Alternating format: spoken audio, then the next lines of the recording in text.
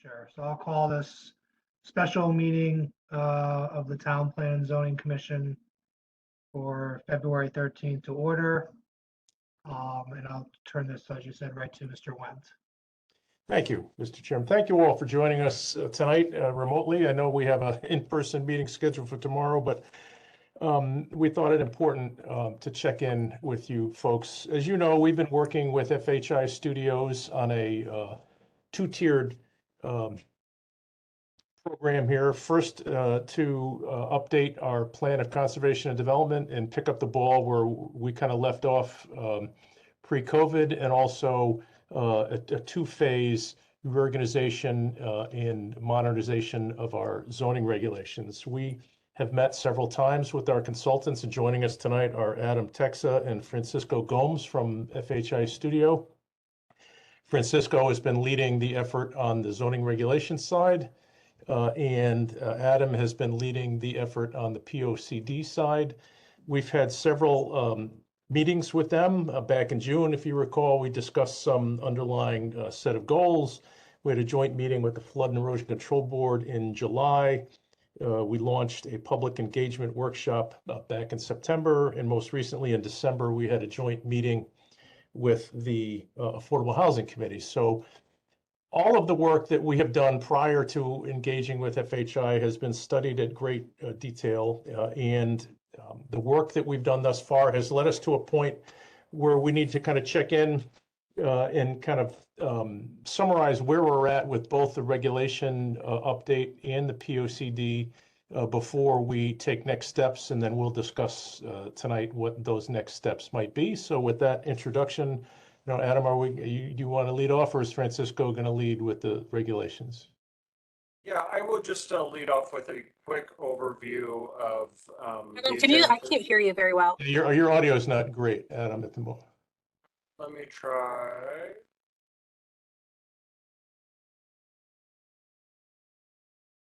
No, we can't hear you at all now. Say that again. Now. Yeah, that's better. We could hear you before. The volume was just low. Let's see. All right. Well, the input volume is as high as I can get it right now. I hope you can. You all still hear me? Yeah, just speak up. It's a little better, but not that great.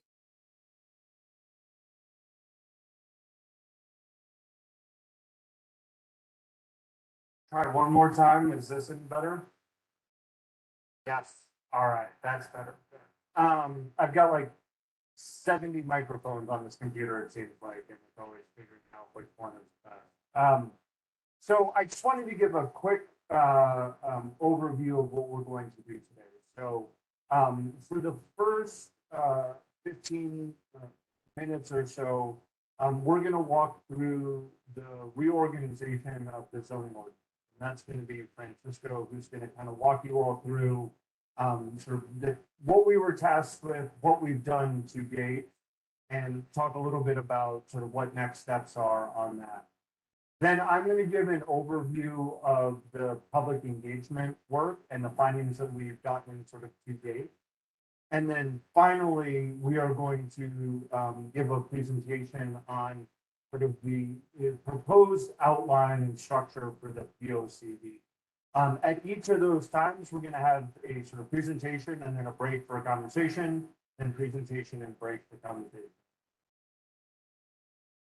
So just to keep in mind that if we get too bogged down on one of those topics, we're going to lose time on the rest of them. And I will try to do my best to kind of keep everybody on track. So with that, I will hand it over to Francisco and start working. I'm going to call back in while Francisco does that.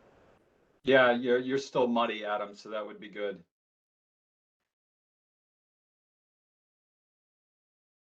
Okay, can everyone see my screen? Good. And Yes. you can obviously hear me, so we got that going for us. Okay, I've got a decent amount to cover, but I'm going to try to do it fairly succinctly and quickly so that we can get on with the rest of our agenda this evening. So our agenda for my purposes and to update you on the zoning regulation rewrite is as follows. First, I want to give you just a broad overview of where we're at in terms of our phases. We do have 2 different phases to this work and tasks that belong to each phase. And then I want to do kind of a side-by-side review of Fairfield zoning regulations compared to some other municipalities. So just to give you an idea of how you stack up with respect to page count, organization, and so forth.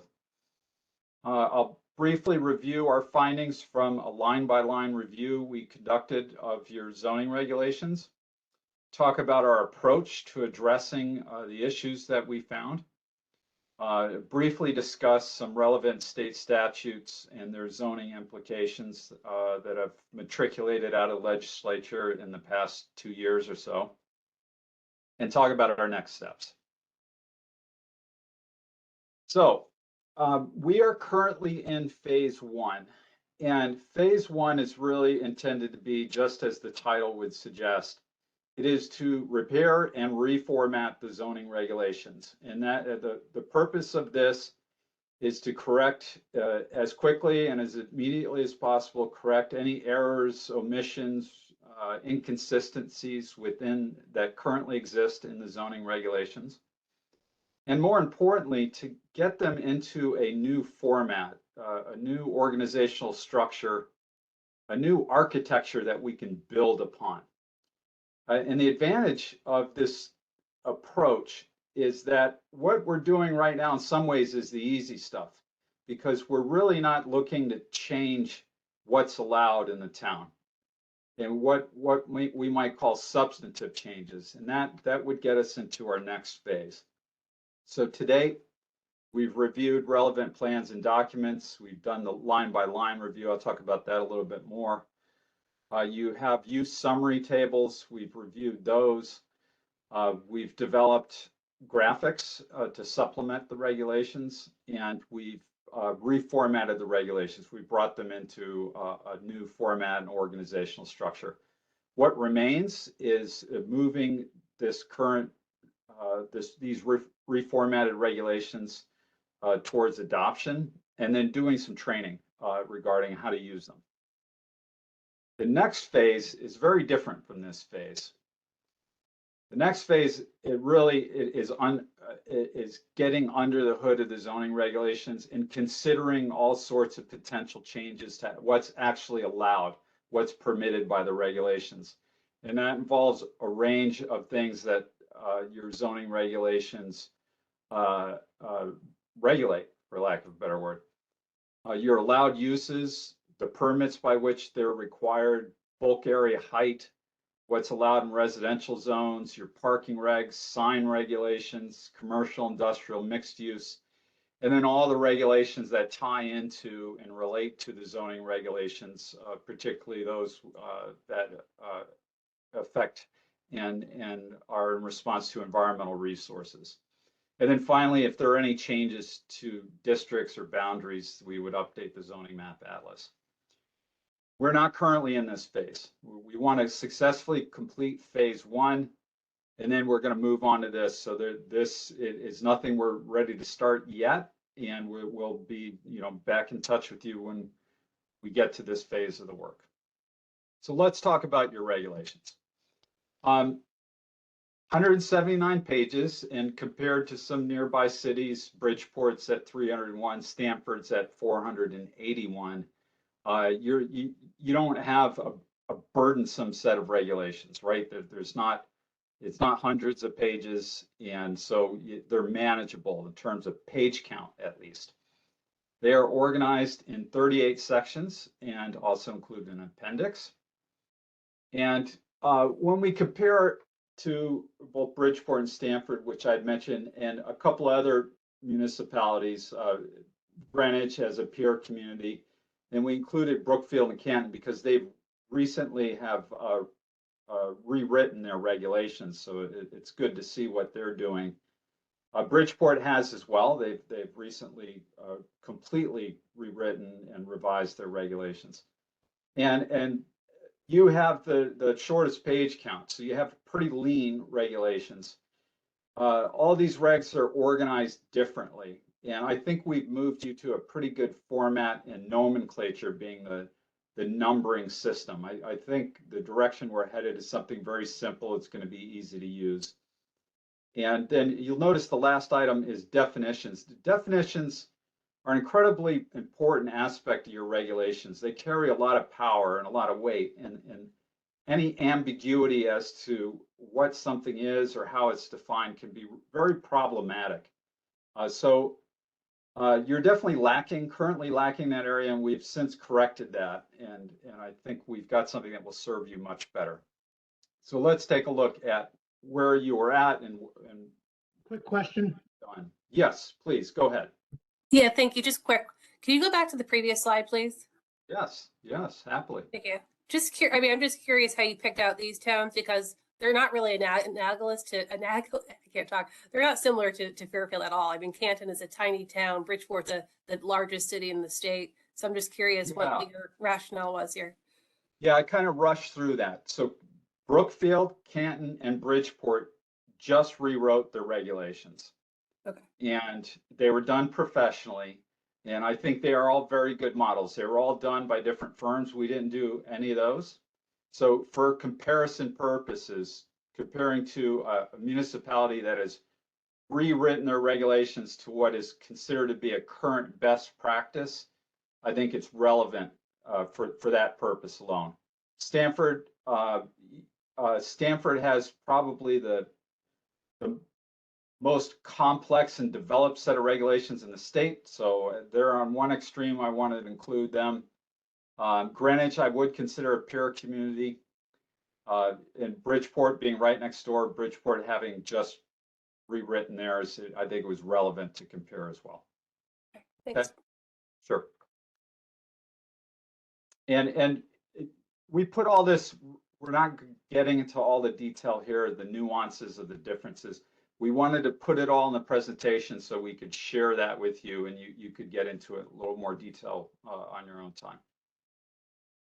So this is how things have changed. We've managed to reduce your page count really by getting rid of a lot of redundant information and actually mostly through just improving the formatting. Half of your pages, the columns, the text starts so far over to the right, there's so much white space, there's just a lot of page space that's wasted. You now have 37 sections, but we've organized those into articles just to help better section off major areas of the zoning regulations. So you now have 6 articles that help to organize the regulations.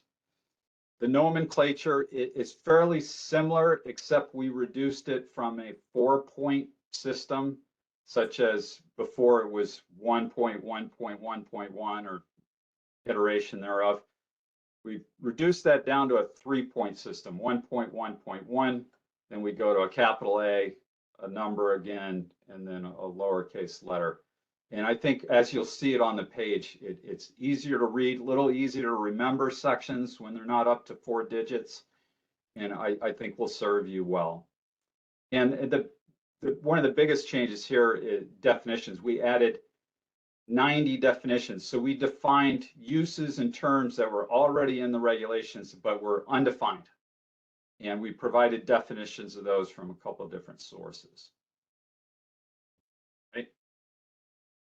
So the articles, as I mentioned, now have 6 articles, an introductory section. Article 2, zoning districts, uses and standards. Article 3, overlay districts. So Article 2 is your base zones.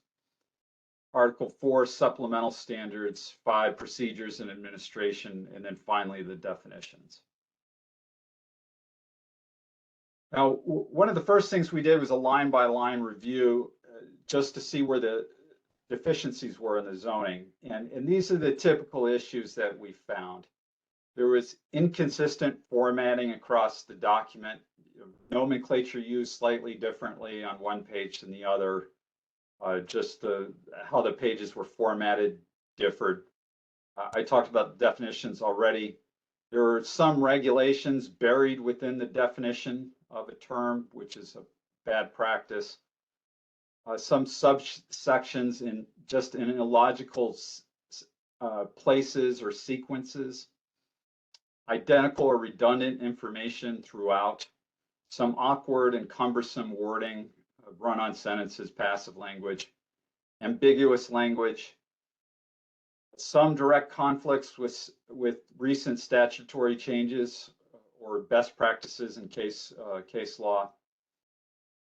Some tables that are just poorly organized, formatted, kind of hacked together, not really properly formatted in the software, which is Microsoft Word is what we're using.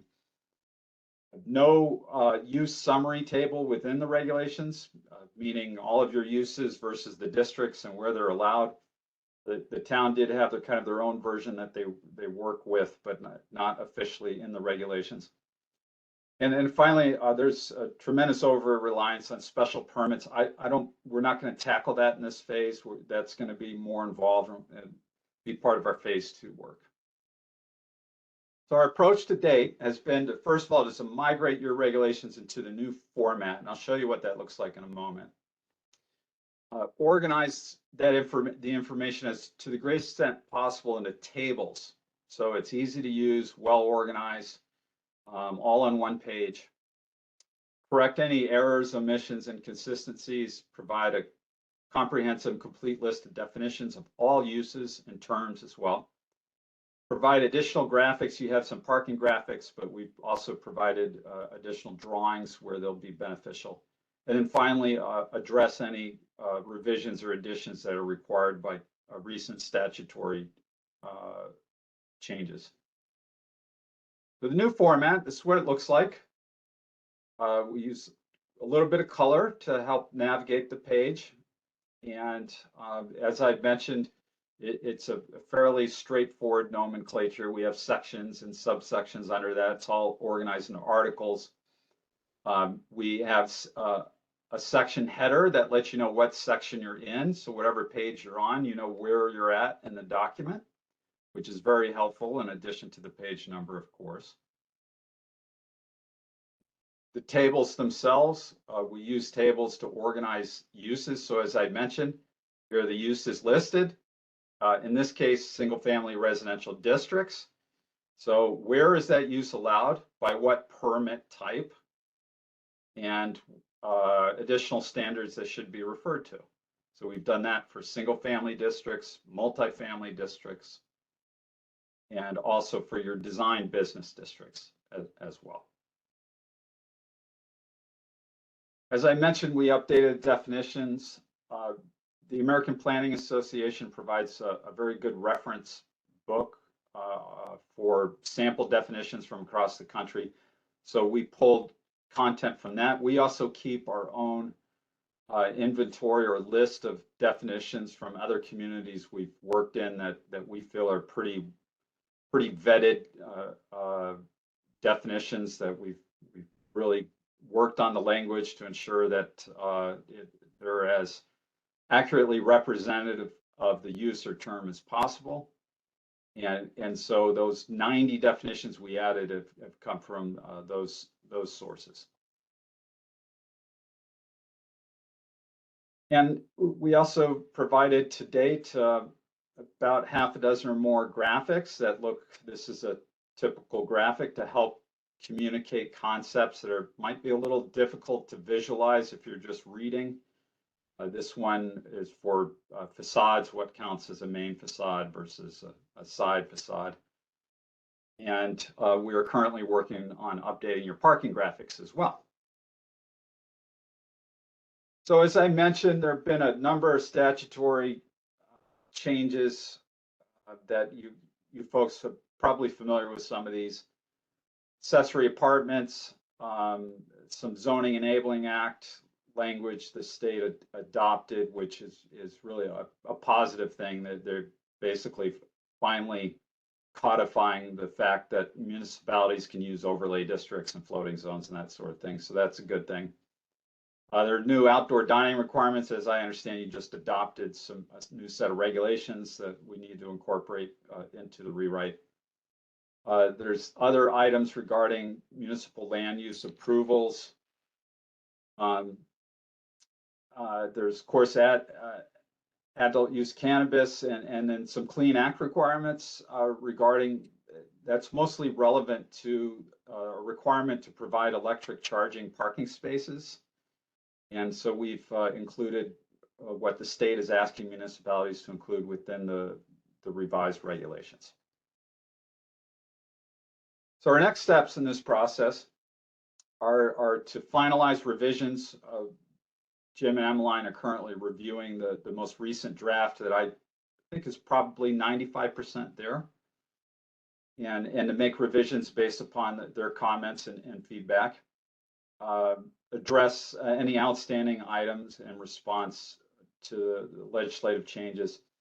Update our, we need to update all the cross references in the document. This is just a laborious task that we typically do at the very end of the process, because we have all new section numbers now and the language in the text still is referencing the old document. So we need to update those. Those will be hyperlinks in the PDF document. So you'll be able to click on, if it says see section 2.6, you'll be able to click right on that. It'll bring you to that page in the PDF. And we'll provide additional graphics as necessary. And finally, we're going to produce a change log that documents all of the revisions that we made to the document in this phase. And that involves providing a table that cross-references the old section to the new section, documenting any changes that were made to the standards in this phase. They've been very few of those. That'll mostly be in the second phase of the work, but where we have made changes to wording or what's allowed or dimensions, whatever it may be. We're going to document what change was made and why it was made. And then we'll provide a log noting all the new definitions that were added or revised from your existing definitions. So that concludes my presentation. I'm happy to answer any questions you folks might have. Commissioner Harrison? Yeah, I had a question on Public Act 2129. You mentioned Yes. that, I think, in the Tuesday. Now, as I understand, we did opt out of the ADU because we had expanded ours. So how does that fit in if we opted out? I'm sorry, Francis, I can respond to that. Yes. We did opt out, and Francisco and his team have the present language that you have adopted. There were a multitude of other minor changes in that comprehensive bill. For example, one of which eliminated a town's ability to set a minimum dwelling size. For example, our regulations previously had minimum dwelling unit sizes. But part of that bill was to eliminate that minimum. So we can't any longer have a designated minimum. So that's an example of a tweak that may have been made there with respect to that. We did opt out of the parking thing as well, but there were a couple other housekeeping issues. Mindful that we're trying to also eliminate reference to the use of, character and in reference more of the more specific characteristics, identifiable criteria that we can refer to. So there were a multitude of things in there. So I just wanted to say that this, as Francisco outlined, the first phase of this is kind of reorganize and repackage our regulations, relying on best practices and get that to be a more user-friendly document, and then we move into the other phases. But we will, as Francisco articulated, and not to step on his toes, but we'll again explain, there will be a listing of what I would the less substantive changes that were made as part of this structure, and then we'll move on to potentially more substantive issues that we can tackle together. So as we get into as he indicated, we're not done yet plowing through this initial draft for some feedback that we're close to accomplishing, but we just kind of wanted to check in with you guys at this to kind of update you where we've been. And I don't want to cut off questions, but I just wanted to say that before there potentially any additional questions. No, that's fair. And just one more thing. How does a POCD keep up with all the you know, Connecticut, as everybody knows, there are a ton of bills right now that will impact zoning. Like, how do we keep pace with those changes if they come into law? I don't know if there's an answer, but I'm just curious. I'll try to answer that, Jim. And Jim, feel free to improve upon my response.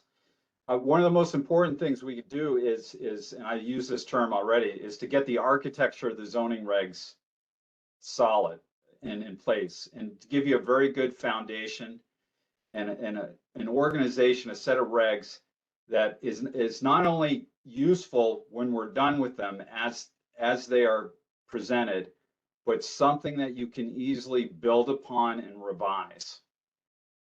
So we want a solid architecture so that you can get in, make some changes, revise sections, because this is going to be an ongoing process, as it always is, year over year. And sometimes you go a couple of years without having to make any changes. We're organizing these in a way that you can get in there, change sections, modify language, eliminate something, and the document is designed to automatically update all the references, all the section numbers, and it's really designed to be able to work within. You can add subsections, add sections, add pages without upsetting the apple cart. So that, I think that's one of the most important things we could do in acknowledging the fact that landscape, at least in the past couple of years, is really evolving with respect to zoning regulation and municipal authority over land use. And we want to give you the tools that you need to keep pace with that change. Thanks, Francisco. Appreciate it. Sure. I have a question. I don't know how to raise my hand on my phone, so. Can you hear me? Go ahead, Kathy. So this started out as a POCD update, but now we're doing a zoning reg revamp, which is great. But are you going to do a presentation on the POCD also? And shouldn't that come first because the zoning regs spring from POCD? I might have missed something in the beginning of the meeting. Yeah, I can explain that, Kathy. This is Jim.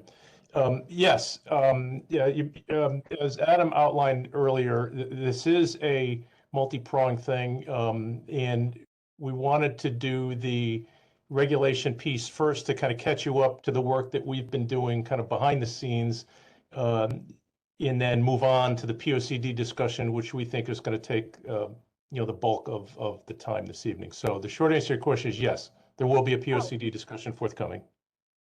Thank you. And Kathy, in the event that was also a question about not just about our agenda this evening, but about the process as a whole, we're holding off on the phase 2 of what we're calling the substantive zoning change phase of the work, so that we can develop the POCD. So the POCD will inform decision making regarding what within the zoning regulations should change. But right now, okay, so the types of changes we're working on right now with the zoning regulations is really just getting it ready in anticipation of being able to make some substantial revisions to it that are informed by the POCD. And we're able to do both of those. We're able to walk, talk, and chew gum at the same time with those. Thank you. That's very good. Thanks. That's technical term, but yeah.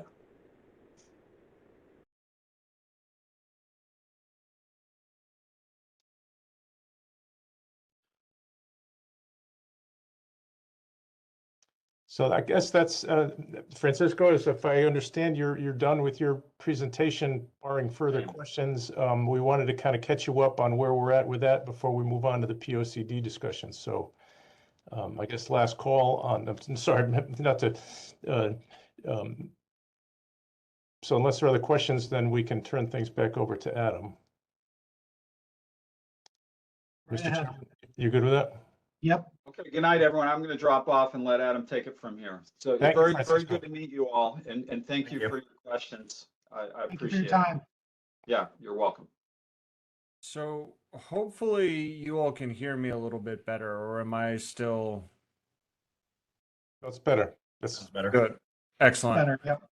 All right. So, like I said, we're going to kind of move along with the discussion today to sort of have this is going to be an interrelated presentation, the next two that we're going to go over here. So first, I wanted to just talk a little bit about the findings from the virtual workshop and sort of give you some sense of where we are. I wanted to remind all of you that we already had a conversation the last time that we met about housing, which really revolved around these sort of interrelated themes of diversity and affordability and character preservation. So I'm not going to get into that again because we've already sort of gone into that in a fair amount of depth. But what I wanted to do is kind of highlight some big topics. So the first one that really came out was this conversation around resiliency. And one of the things that you're going to see here is on the right are going to be some quotes from people who participated in the process. I'm not going to go through and read all of those, but we can certainly share this presentation with you afterwards if you want to get into them. And then on the left here are some of the results and key themes. So one of the things that really, that came out as part of this process was just concern for resiliency along the coastline and a real desire for parks and beaches and open space to sort of be preserved and enhanced, something that I don't think is a big surprise to people. And there were two, major themes that came out of that process. The first was sort of protecting the coastline from flooding and to really mitigate, potential future damage as a result of climate change. And then improving the infrastructure and emergency planning efforts along the coastline. So that means investing in community solar and microgrids, really doing a comprehensive update to the emergency plans and improving drainage and energy infrastructure throughout the town. When it came to environment and natural resources, one of the things we heard over and over again was that parks and beaches and open space were really, Fairfield's biggest strength. That there was need to really protect those resources, and that when we really talked about sort of transformative change in environmental conditions, there was actually a real desire to see a fair amount of improvements in that respect. So again, the idea of preserving and enhancing those natural resources really came through as a top priority. Really focusing on zoning as a way of protecting natural resources where appropriate. And trying to enhance the network through smaller interventions like pocket parks and development restrictions. And then really focusing in on sustainable practices like reducing waste and mitigating pollution, investing in green infrastructure, and increasing the tree canopy beyond its sort of existing coverage. So in terms of sustainable economy, we knew that coming in here that this was going to be important, and that was very much backed up by the results. People really wanted to ensure that there was a sustainable economic growth while maintaining some of that charm and small town feel. A real emphasis on unique local businesses that sort of support and cater to Fairfield's diverse communities, not the big box stores as this person highlighted here. So some of the key themes in terms of what could come out of this were sort of friendly business environment and friendly retail environment, providing support for those local businesses, and support for local businesses to be closer to sort of residential areas and supporting walkable communities. And then really focusing in on revitalizing commercial corridors, the Black Rock shopping district, not shipping district. I don't know if you guys, I don't think they're doing much shipping out of there.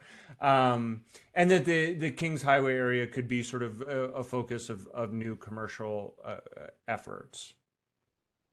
With respect to sort of connectivity and mobility, we heard a lot that this was a top priority for a lot of people, and that people really felt like traffic and parking is one of the things that really could be, substantially transformed to the benefit of Fairfield.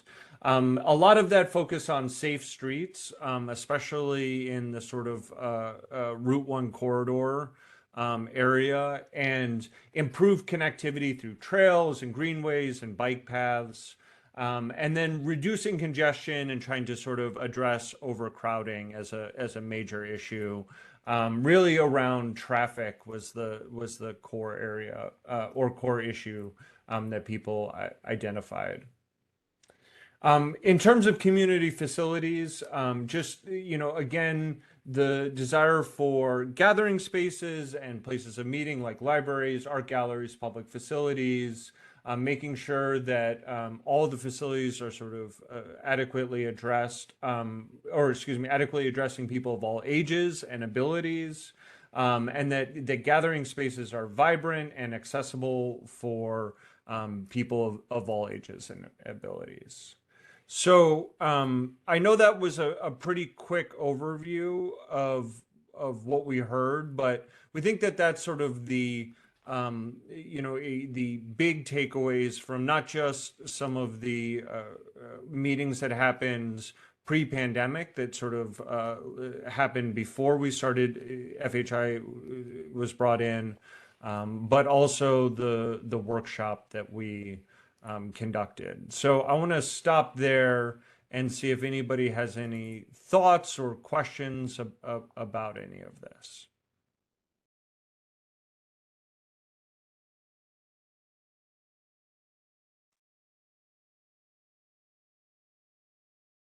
That is good. So this all feels. Commissioner Francis, go ahead. It's somewhat counterintuitive that they're saying it's too dense and you can't get around and this and that, and yet several times a year we're being asked to build 5- and 6-story buildings. Yeah. I mean, I think Very that's one of the conflicted. things.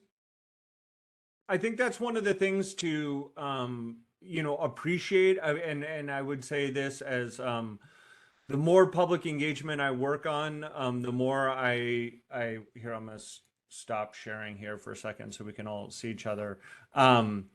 It's not always perfectly logical, some of that, and how people feel about things. I think the key theme that we're hearing through all of this process is, even as Fairfield continues to grow and evolve and change, there's some core elements that people really want to hold on tight to and they don't want to see change. The coastal resources and access, the greenways, are things that people really care about. There's a real strong sense that improved multimodal mobility, so bike paths, walking, support for transit, will really help to reduce some of the traffic congestion and some of those issues that people are really seem to care a lot about. And then, there is this, as we said sort of in our last conversation, this issue around housing where people want to see more diversity, they want to see more affordability, but they are also concerned about character preservation and loss of character. And that's going to be something that we're really going to have to sort of walk a line around. So yes, there's a little bit of contradiction in this, and I think that's to be understood in a changing community. And how much has our population expanded in, say, the last 5 years, the last 10 years? We're now at Yeah, I don't- 62 at least. Not substantially. We don't have the 2020 numbers yet, but it's been fairly slow growth. Between 1980 and 1990, there was actually a decline, and then it's been a slow growth. I mean, 56,000 and change in 1970 to now 61 and change presently over a fairly long period of time it's fairly increasing, but not dramatically. Yeah. I think what people are finding and what I'm hearing a little bit here is things are moving, they're shifting sort of internally around things, and there's a different demand for different housing types, and there's a desire to see some redevelopment of some of the commercial, and that is, causing some changes for people that need to be addressed.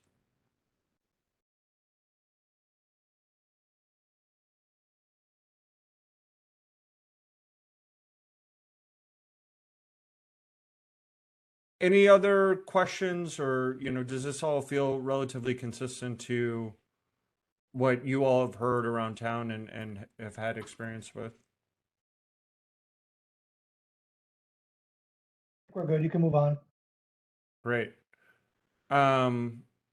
So the next thing that I want to talk to all of you about is the outline for the POCD, and I'm just going to let my computer catch up with us really quickly. But what we've sort of done here with the POCD is we've taken a little bit of time to think about what are best practices with POCDs, and what is an approach that would make sense based on the public feedback that we've gotten to date. I know that you all have had sort of a conversation already about, in that a little bit previously, about the organization of the POCD. And so what we want to do is sort of present to you our initial idea for this, and get your ideas and feedback on that. So at the top level, we see a pretty basic organization that is around, it'll have a sort of introduction and plan organization, a discussion of plan foundations, and then vision and goals, and then these major sections: a resilient community, an environmentally rooted community, a community that is home for all, a sustainably prosperous community, and an interconnected community. And the reason why we took this approach is because it's a little bit more purpose oriented. Organizing chapters in this way is a little bit more purpose oriented. It's a little bit more people oriented rather than the sort of traditional housing and mobility and environmental sustainability sort of titles. This is more about what you want to achieve and puts that right out in front to people, and really aligns, we think, pretty well with the input that we got from the public. So what I'm going to do is sort of go through each of those sections and talk a little bit about what are the major recommendations there. And then at the end, we can go back to these and discuss. So in the plan foundations, we'll talk about the previous plan summary. We'll just give an overview of the community engagement work that was done to date, more of a process discussion rather than the details of what we heard. In the vision and goals, there'll be a narrative vision. There'll be the goals that we talked about now almost a year ago. And then the land use plan, which is really the foundation for a lot of the zoning changes. And the idea here is to make sure that that land use plan really is firmly established as the true vision for what you all want to achieve going forward. The resilient community was previously discussed. We had this, David came in and gave his presentation on this, so I'm not going to go into this in much detail, but really reflecting this idea of resilient neighborhoods, resilient hubs, resilient corridors, and then different types of hazard mitigation strategies. Then we'll focus on an environmentally rooted community. And so every section will have the same format in background. There'll be a technical background that talks about some of the facts and figures that will inform the recommendations, and a summary of the community engagement. So the work that I just presented to you will be summarized in each section there.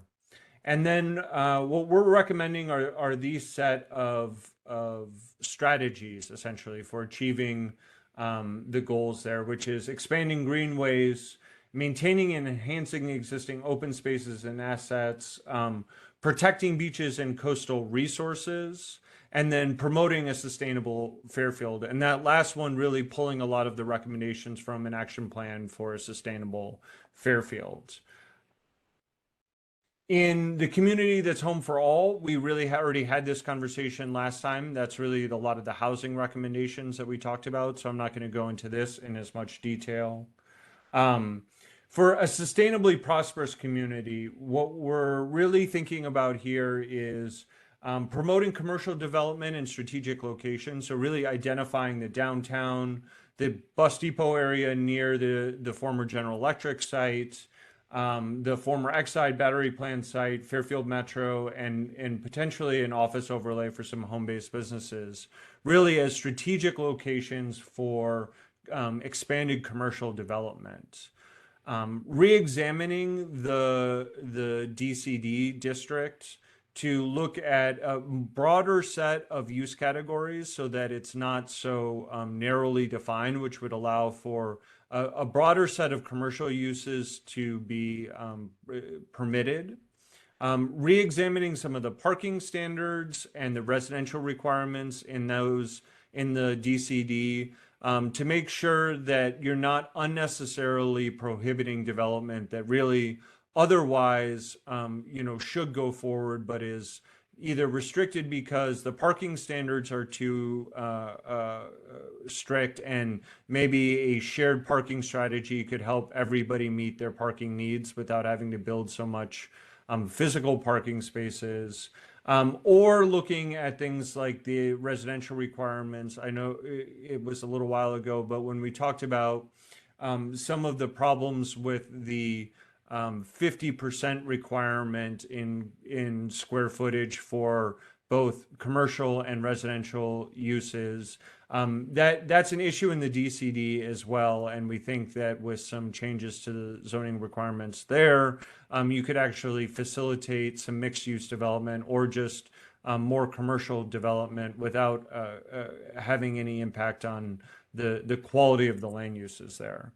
And then putting in some cross references to the CDD, that's the expansion of the downtown district, which would overlap with this, promoting the commercial development in strategic locations, and then some of the housing strategies around promoting housing near transit and promoting multifamily at strategic locations. And we've had this conversation before that, residential development, especially in the more dense, smaller unit, can really be seen as an economic development strategy as well as a housing strategy.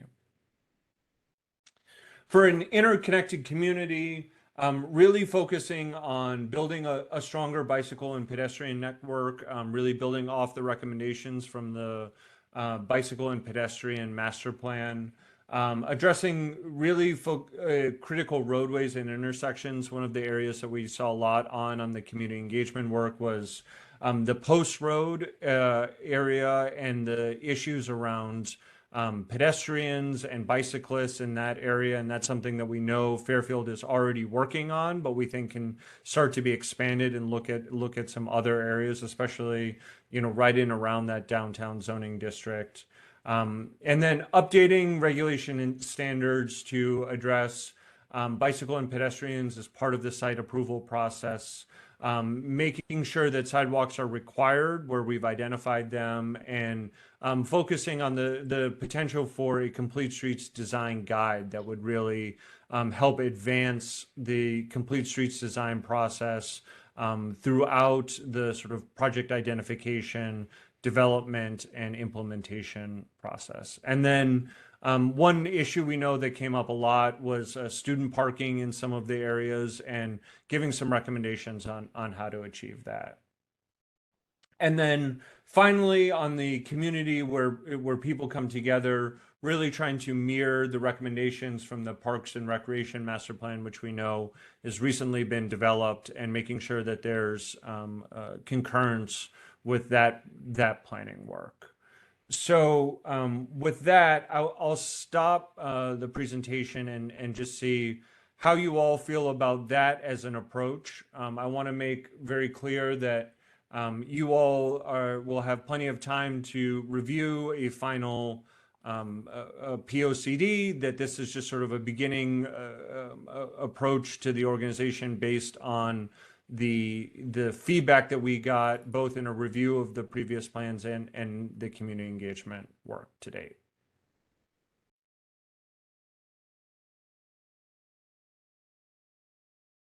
Any questions? Comments? Commissioner Mhm. Francis? um, what student parking was a problem?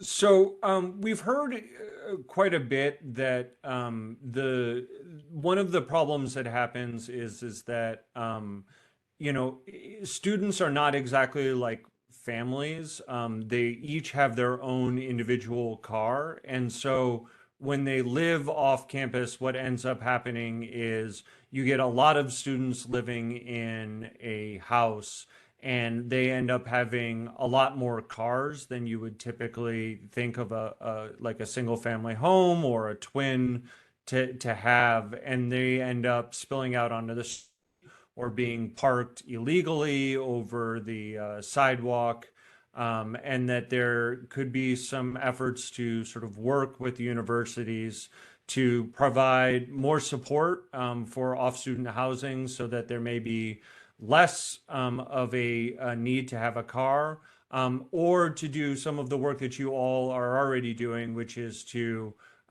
educate students about, you know, sort of best practices and what it means to be a good neighbor in Fairfield, and what to do with their cars when they do invariably end up with, you know, 4 or 5 cars in a house.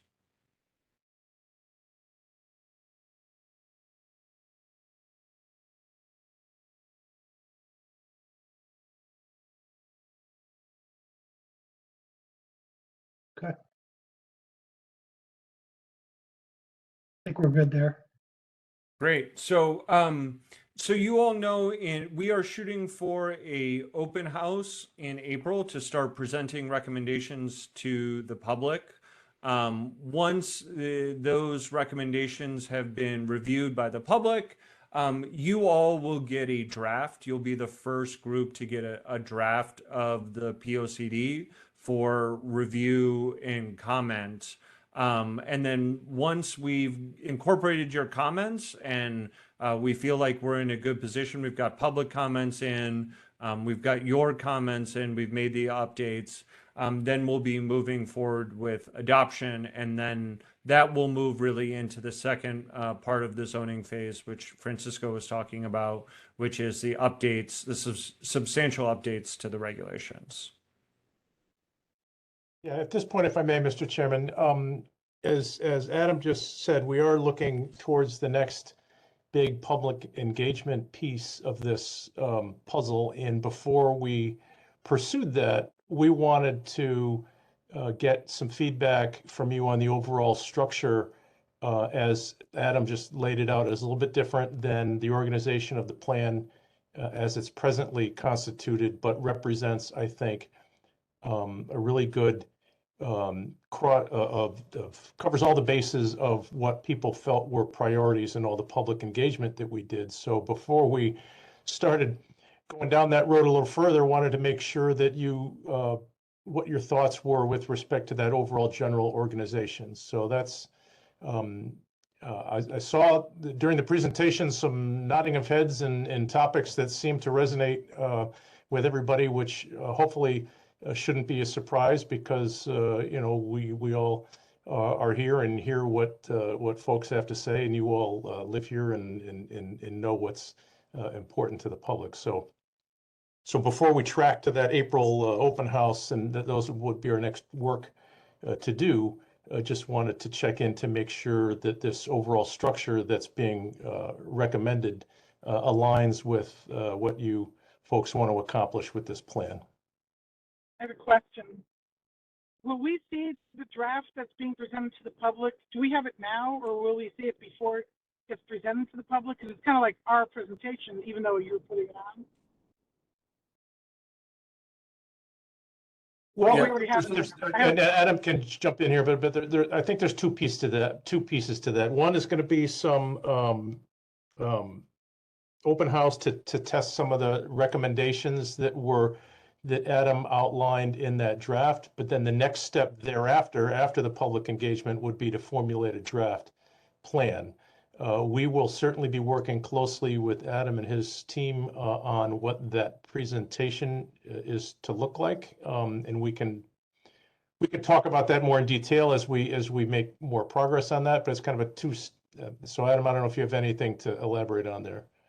Yeah, I mean, I think that that's important, just to be clear that we are going to be going to the public with a sort of a framework, very similar to what I just presented to you, sort of identifying some of the major strategies and recommendations, giving them an opportunity to review that and provide any additional ideas and suggestions, and then we will move forward with a draft. So you all will see a draft of the POCD before it goes public. Because I'm thinking, right now, the POCD, it's a little bit specific when you're talking about the different sort of regions of the town. I don't remember what our discussion was now about, are we changing those regions of the town and what our goals are for each region? And if so, that's pretty substantive. And I would like to see that substance before we or you present it to the public, or before we start coming up with the final draft. Like, are we doing that the way we did it before, where we have, you know, the Greenfield Hill area or the beach area?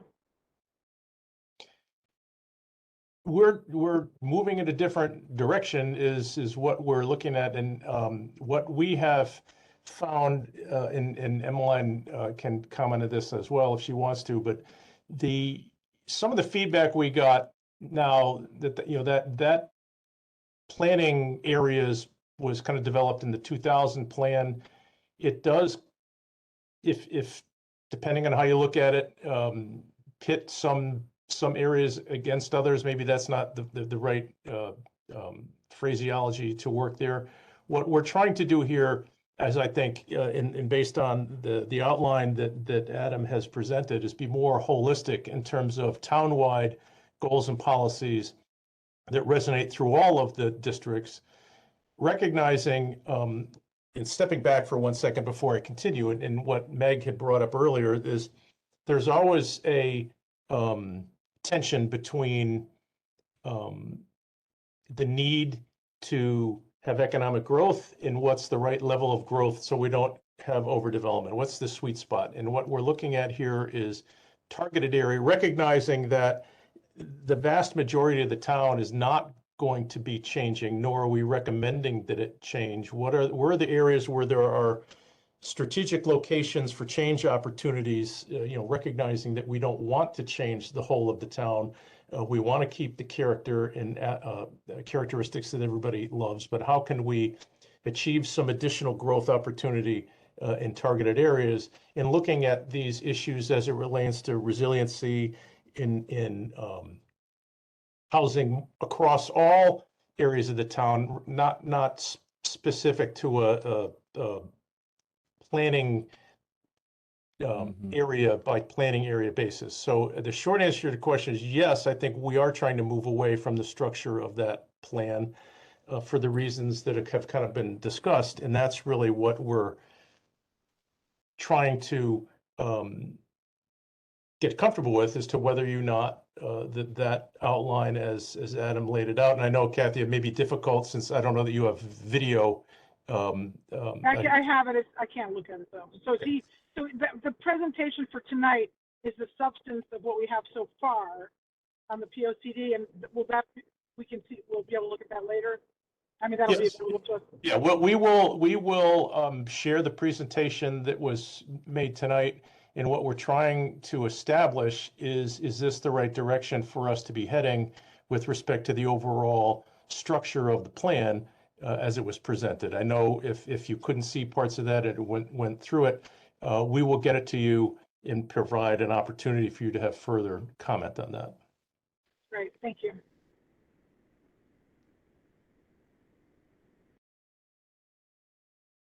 Commissioner Francis? Will you be giving us the hard copies tomorrow night of Adam and Francisco's presentations? Well, we can certainly, if you like, by tomorrow, certainly have some hard copies of Adam's presentation. Right now, as it relates to Francisco's, he was just kind of walking through the process to get, we have an initial draft that we haven't yet gone through, so it may be early for that piece of it. But once we get to the point where we've provided our feedback and kind of polished up that draft regulations document for the overall restructuring, we certainly can. Yeah, this sounds very positive. The regulations, blocking them better, because they are hard to follow. Yeah, it sounded really good. We But agree the with other, that. but Adams will get tomorrow night. Great. Thank you.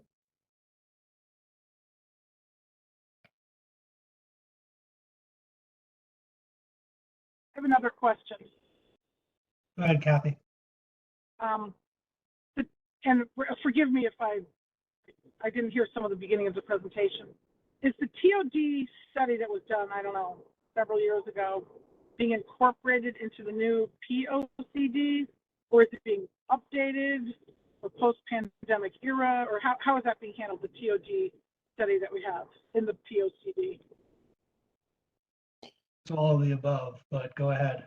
Yeah, I think that's probably fair. That study stands on its own as an adopted study, and there are going to be some elements potentially in this POCD that make reference to that, and what comes next potentially when we start getting into discussions of the more substantive phase 2 piece of the regulations is just how much of that, not only of the TOD, but of other recommendations that may come out of this POCD effort, what's going to be the implementation plan.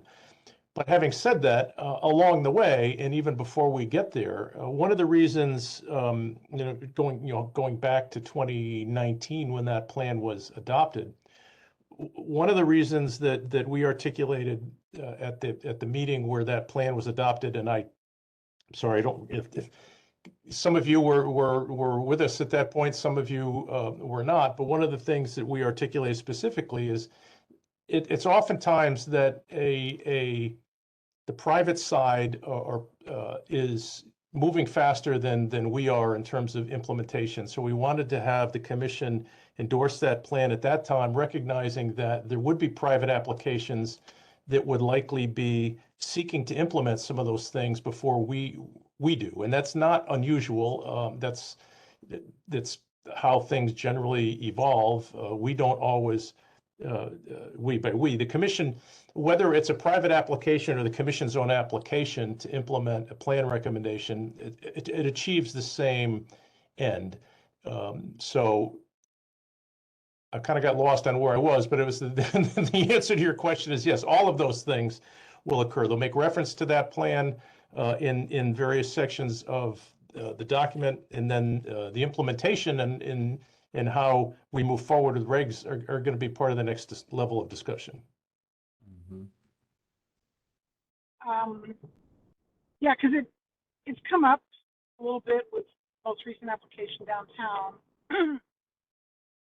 And it just got me thinking, because I think it was in the TOD study that they made big difference of how we proceed in the commercial area downtown versus Commerce Drive area in terms of maintaining the sort of character and the ambiance of downtown. So my only concern is that if we emphasize height, density, things like that, coverage, we could lose some of that. And the POCD is referred to all the time by applicants, in terms of we're following the POCD. So that's my concern, that we don't lose sight of those.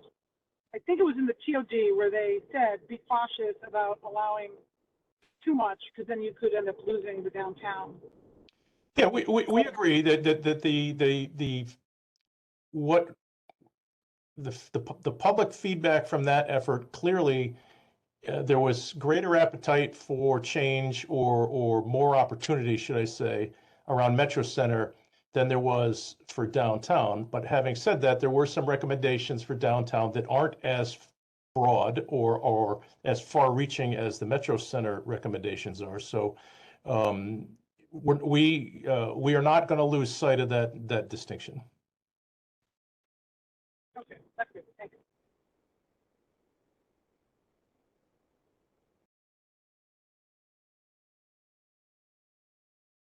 Anything else?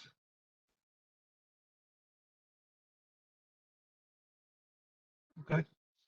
So I think, thank you all. I know, day after Super Bowl and on the eve of a meeting where we are going to convene at a regular meeting tomorrow, really appreciate your willingness to join us tonight. Thank you, Adam. And as we articulated, we will provide hard copy of this presentation to you, or at least the link for those of you that want it electronically, both, to give you a little bit more time to digest what we talked about, with the goal being, our goal is looking to achieve buy-in, if you will, to the direction that this effort has led us to at this point. So thank you very much, Adam, for your presentation and discussion. And we're good unless anything, Mr. Chairman, anybody else has anything they need to add. Oh, thank you, Adam. Thank you for you and your team. You guys have been doing great so far. Great. So I think we Thank can you. leave it there. Any other thing else? Thank you all. All right. Thank you, everyone. See you tomorrow night. Thanks Thank very you. much. Thanks, Adam.